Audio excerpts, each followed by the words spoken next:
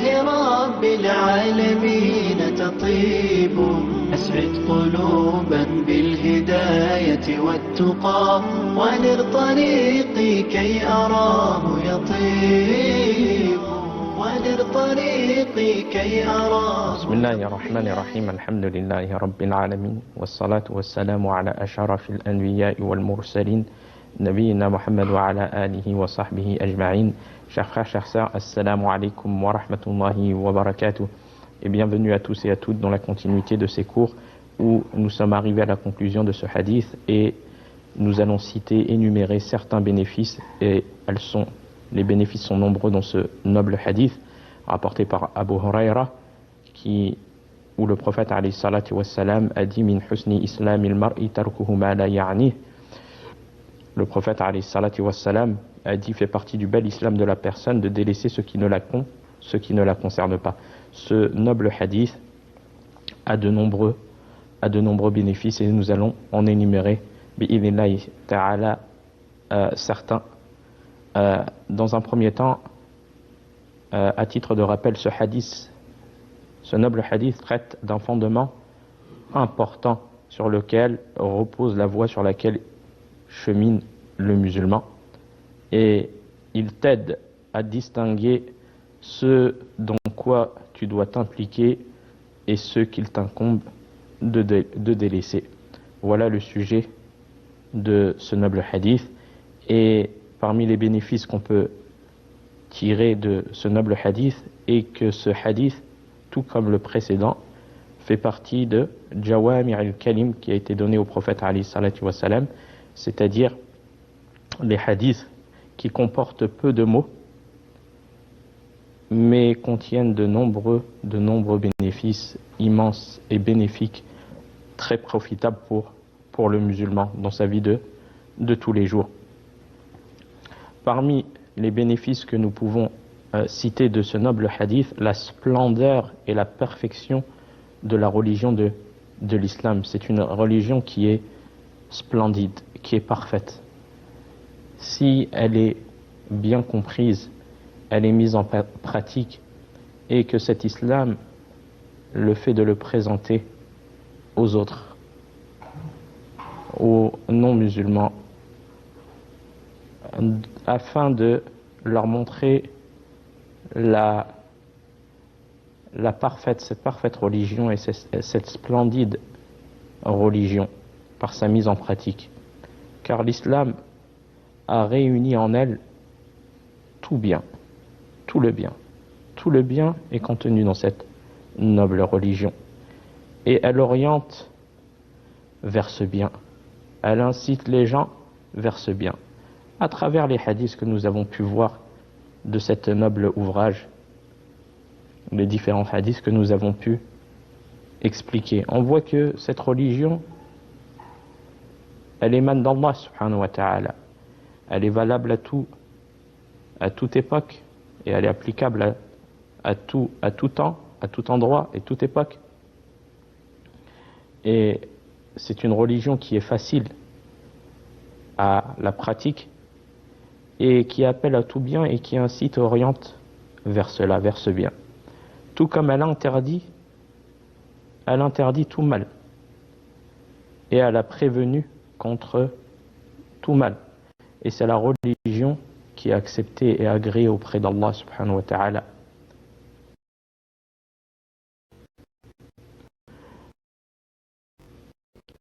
Allah n'agrée que cette religion, l'islam, avec lequel est venu le prophète alayhi salatu wassalam. Comme Allah subhanahu wa ta'ala il dit وَمَنْ يَبْتَغِ غَيْرَ الْإِسْلَامِ دِينًا فَلَنْ يُقْبَلَ مِنْهُ وَهُوَ فِي الْآخِرَةِ مِنَ الْخَاسِرِينَ. Celui qui agrée autre que l'islam comme religion, il ne sera pas accepté de lui et il sera dans l'au-delà parmi les perdants. Donc c'est cette noble et splendide religion, l'islam, qui est agréé d'Allah subhanahu wa ta'ala. C'est pour cela que le croyant qui a été guidé à cet islam doit remercier Allah azza wa jal et être reconnaissant envers cet immense bienfait,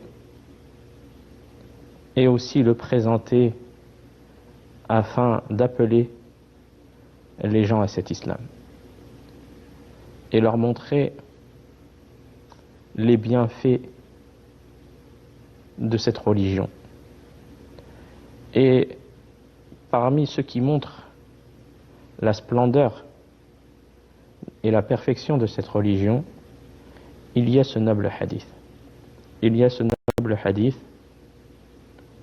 où le prophète alayhi salatu wa salam a dit fait partie du bel islam de la personne de délaisser ce qui ne la concerne pas. Yani ce noble hadith, il montre et il incite au noble comportement. Et parmi les nobles comportements, le fait qui fait partie de la perfection de la religion de l'homme est le fait de délaisser ce qui ne le concerne pas. Donc il t'incite et il t'oriente vers cela. Et l'islam appelle aussi au bon comportement. Au bon comportement. Et de nombreux hadiths montrent cela. Et que le bon comportement a un haut rang et aussi est lourd dans la balance en récompense. Car le prophète alayhi salatu wa salam a dit dans un hadith qui a été authentifié par l'imam Al-Albani rahimahullah, où le prophète alayhi salatu wa salam قال إن المؤمن لا يدرك بحسن خلقه درجة الصائم القائم. Ce hadith qui a été rapporté par Aïcha radiyallahu anha, qui relate que le prophète alayhi salatu wa salam a dit: le croyant atteint certainement par son bon comportement le degré de celui qui jeûne le jour et prie la nuit. Regardez la récompense du bon comportement, et ceci met en avant la vertu du bon comportement et le fait qu'il permet à celui qui en est doté d'atteindre les plus hauts degrés auprès d'Allah subhanahu wa ta'ala. Donc regardez, l'islam, la splendeur de l'islam, elle incite et elle oriente vers le bon comportement.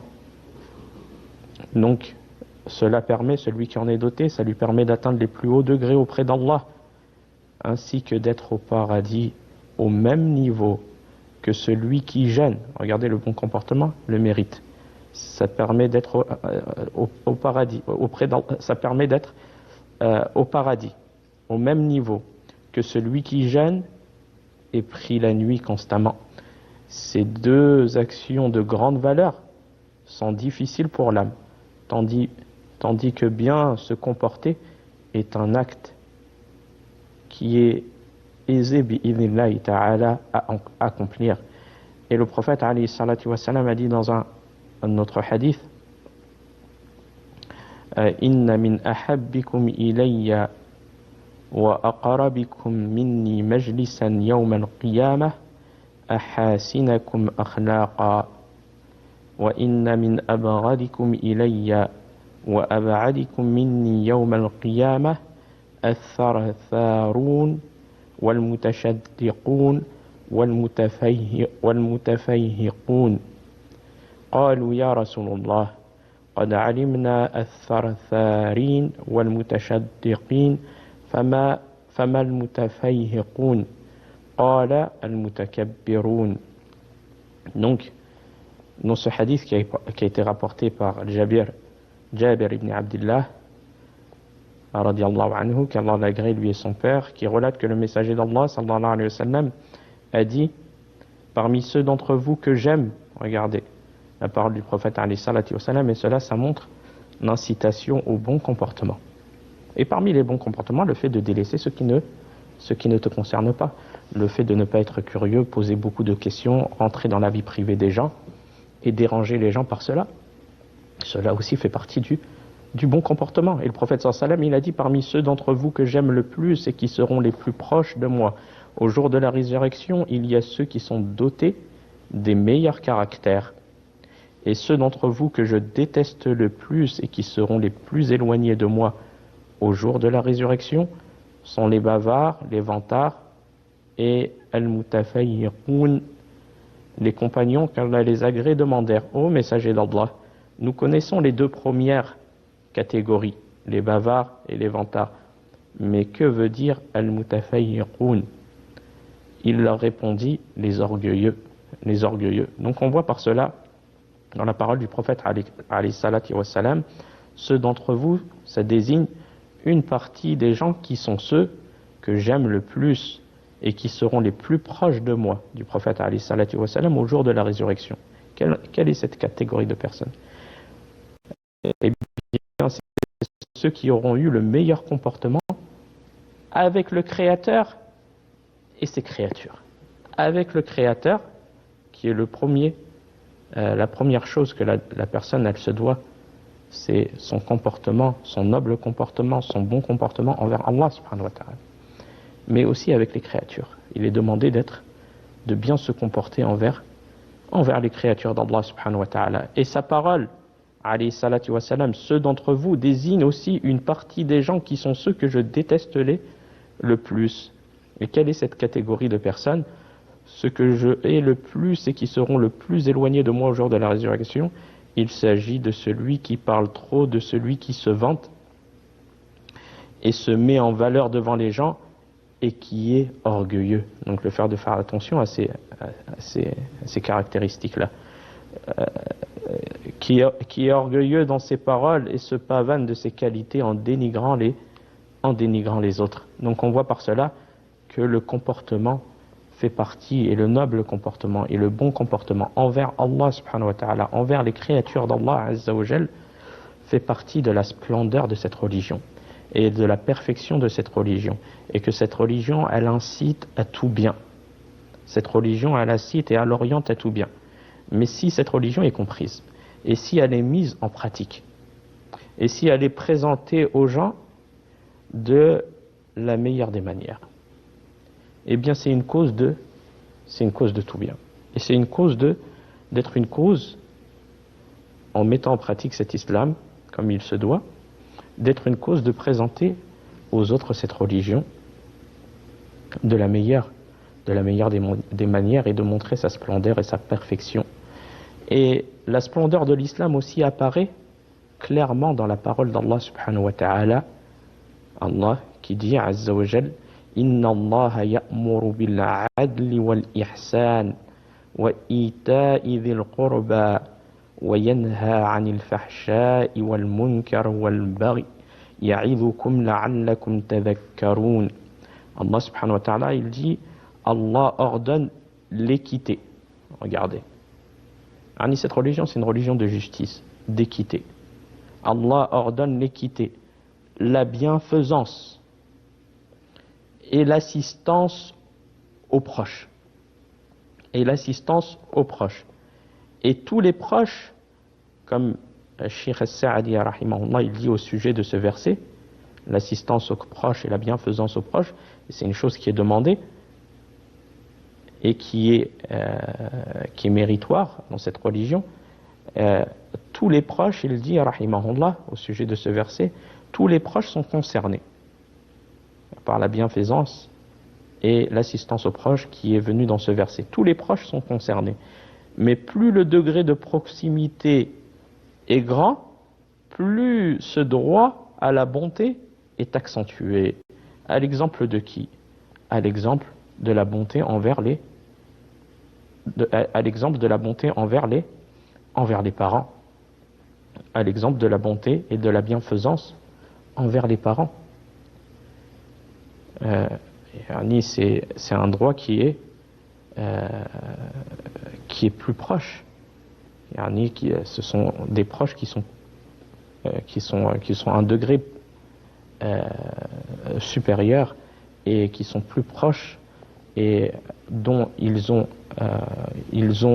le plus grand droit après le droit d'Allah subhanahu wa ta'ala à la bienfaisance, comme Allah subhanahu wa ta'ala a dit, après le plus grand droit qui est le fait d'unifier Allah subhanahu wa ta'ala dans l'adoration. Allah azza wa jalla, il dit: wa qada rabbuka alla ta'budu illa iyyah wa bil walidayni ihsana.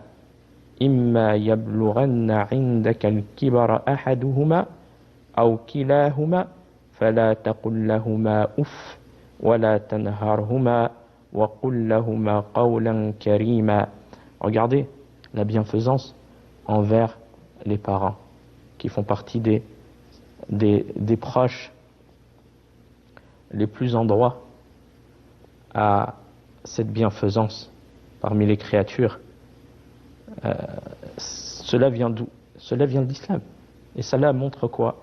La splendeur et la perfection de cette religion, qui incite le musulman au bon comportement envers ses parents, même si ses parents ils sont mécréants.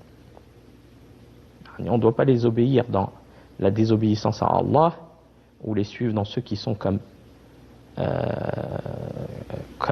religion autre que la religion légiférée et acceptée d'Allah qui est l'islam, mais le musulman se doit de bien se comporter envers eux, même s'ils sont non musulmans. Qu'est-ce qui nous a appris ce noble comportement? Eh bien, c'est la splendeur de cet islam, et qui montre la splendeur de cet islam. Eh bien, c'est cette religion, c'est la parole d'Allah, le Coran, et la mise en pratique de cela, qui nous a incité à cela, et qui nous a ordonné cela. Et Allah Azza wa Jal, il dit ton Seigneur vous ordonne de n'adorer que lui et de faire preuve de bonté envers vos pères et mères. Regardez la splendeur de cet islam. Si l'un d'entre eux ou tous les deux atteignent l'âge de la vieillesse auprès de toi, ne leur dis point ouf. Regardez le respect que l'islam ordonne envers les parents. Il ne t'est pas permis, ne serait-ce que de dire ouf. Alors qu'est-ce que ça en est si c'est plus que cela? Cela est déjà très grave. Et cela montre que la personne, elle se doit de prendre soin de ses parents. Donc Allah Azza wa Jalla a interdit de leur adresser de mauvaises paroles jusqu'à ouf, qui est la moindre d'entre elles. Donc les faits ne les réduis pas, ne les rudoie pas, mais adresse-leur des paroles affectueuses et par miséricorde fais preuve d'humilité envers eux. Voilà comment le croyant se doit de se comporter envers ses parents, qu'ils ont un droit immense et grand dans cette religion.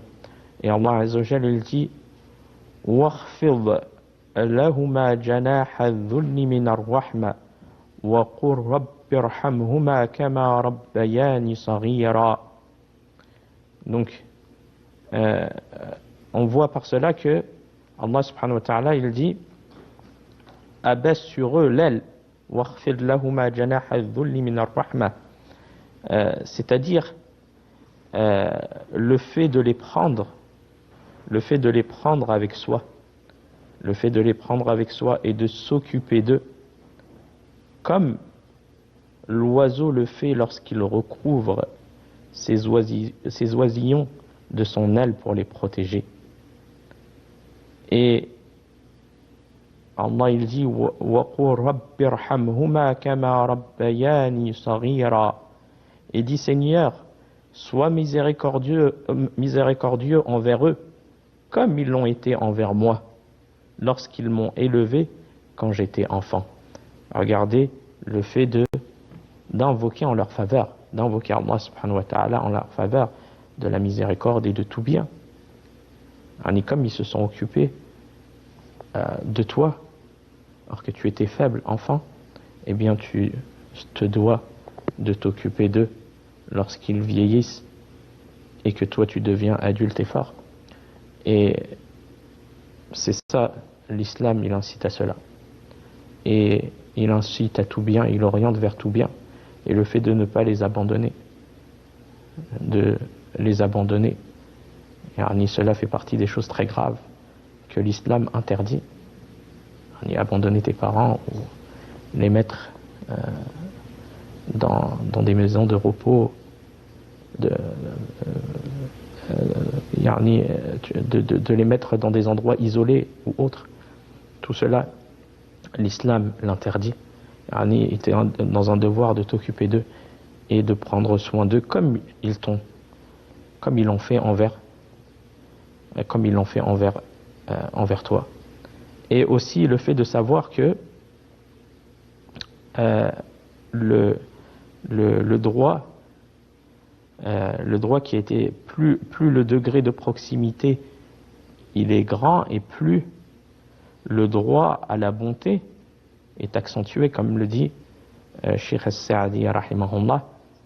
Et cela à l'exemple de la mère et du père. On voit que la mère, elle a, malgré que les deux parents, ils ont droit à cette bonté, mais on voit que la mère a un droit à un degré plus haut que le père. Comme il est venu dans un hadith du prophète sallallahu alayhi wa sallam, جاء رجل إلى رسول الله صلى الله عليه وسلم فقال من أحق الناس بحسن صحابتي قال أمك قال ثم من قال ثم أمك قال ثم من قال ثم أمك قال ثم من قال ثم أبوك. Le prophète sallallahu alayhi wa sallam a dit dans ce hadith qui était rapporté par Abu Huraira, qu'Allah l'agrée, qu'un homme vint trouver le messager d'Allah sallallahu alayhi wa sallam et lui demanda au messager d'Allah, quelle est la personne qui mérite le plus que je lui tienne bonne compagnie? Qu'est-ce qu'il a répondu alayhi salatu wassalam? Ta mère, répondit le prophète sallallahu alayhi wa sallam. Ensuite qui? Continua l'homme. Ta mère, répéta le prophète sallallahu alayhi wa sallam. Ensuite qui? Poursuivait l'homme. Ta mère, répéta le prophète alayhi salatu wassalam. Ensuite qui? Demanda-t-il. Ton père, conclut le prophète alayhi salatu wassalam, rapporté par l'imam al-Bukhari et Muslim. Donc on voit le rang de la mère à travers ce hadith, qui a un degré plus élevé et qui se doit de bonté et d'affection, de son rang et son haut rang dans notre religion, comme il est venu dans ce noble hadith. Donc ce hadith, il indique que chacun des deux parents mérite qu'on lui tienne bonne compagnie et qu'on s'occupe parfaitement de ses affaires. Mais on voit que le rang de la mère a un rang supérieur à celui du père, car le prophète alayhi salatu wassalam a évoqué le droit du père dans le hadith que nous avons cité qu'après avoir insisté 3 fois sur celui de qui? De la mère. Et en effet, la place de la mère est supérieure à celle du père, bien que tous les deux soient associés dans l'éducation des enfants, l'un avec son argent, sa responsabilité, et l'autre avec son travail, le fait de s'occuper des enfants à la maison et d'être proche d'eux. Donc tous deux ont droit à cette bienfaisance, mais on voit le degré supérieur de la mère qui a enduré pour ses enfants, le fait qu'elle a porté ses enfants lors de la grossesse pendant 9 mois, subissant par cela peine sur peine, faiblesse sur faiblesse, et tout ce que la mère a pu endurer pendant la grossesse, l'allaitement et autres. Et Inch'Allah ta'ala, nous continuerons l'explication de cela dans le prochain cours. Wa fil khitam, hada wallahu a'lam, wa sallallahu ala nabiyyina Muhammad, wassalamu alaykum wa rahmatullahi wa barakatuh. لله رب العالمين تطيب أسعد قلوبا